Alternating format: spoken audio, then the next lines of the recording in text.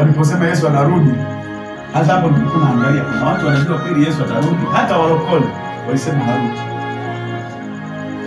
Mimi nasema kwenye tarehe ndio sana, ila Yesu ana waliotaja tarehe hapo, na mimi niliwashangaa kidogo. Hakuna mtu aliyepewa kazi ya kutaja tarehe. Hata kama Yesu alitegemea kuja haji, kwa sababu wewe umetaja tarehe haji. Yaani hawa ndio wanamzuia Yesu asije sasa hapo, kwa sababu anataja nini? Tarehe. Yeye alisema hakuna ijuae siku wala saa. Yaani ujue siku wewe na saa wewe nani? Anasema hata malaika. Hivi mtu hata malaika hawezi kujua, wewe ujue? Sisi tutajua, lakini hatutajua kwa habari kama ambavyo wao wanataka kufanya.